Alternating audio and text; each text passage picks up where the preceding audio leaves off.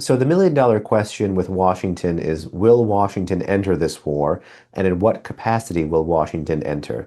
Already the U.S. is helping the Israelis with ballistic missile defense. There's a THAAD battery on the ground in Israel, and there's Aegis-enabled ballistic missile defense destroyers in the Eastern Mediterranean.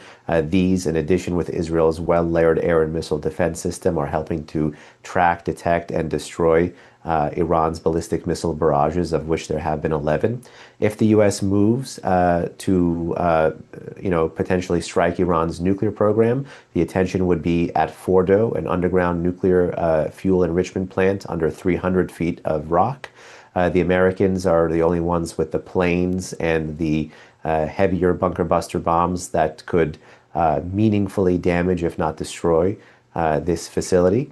At least using known ordinances. President Trump has been messaging that Iran's supreme leader would find it in his interest to come to the table and give away his nuclear program and surrender. Iran, for its part, is hearing this talk and seeing this potential for the U.S. to enter the conflict and trying to deter it. It's trying to deter it through the threat of a wider war. The Iranians allegedly privately have messaged to some other foreign actors to try to mediate de-escalation and deconfliction with the Israelis for a ceasefire. There are some voices inside Iran pushing for that already, non-governmental, obviously.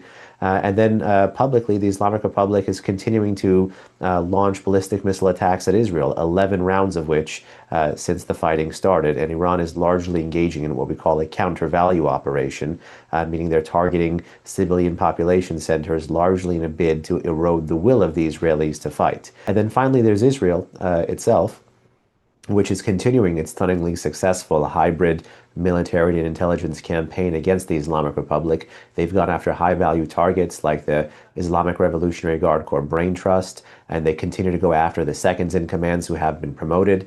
They've gone after multiple nuclear scientists who are part of the regime's military nuclear program and really the brain trust behind weaponization there. They've struck a whole host of military facilities in the western part of the country and are slowly moving more towards the center. Israel also has essentially pretty close, if not all, of Iran's airspace covered. So there's air superiority that the Israelis have, which allow them to pick at any sites that they want to with a considerably freer hand. And then the Israelis are still going to be judged, despite all these military successes, by their ability or inability to meaningfully degrade or destroy the regime's nuclear program, because ultimately that was the backdrop for Israel's strike.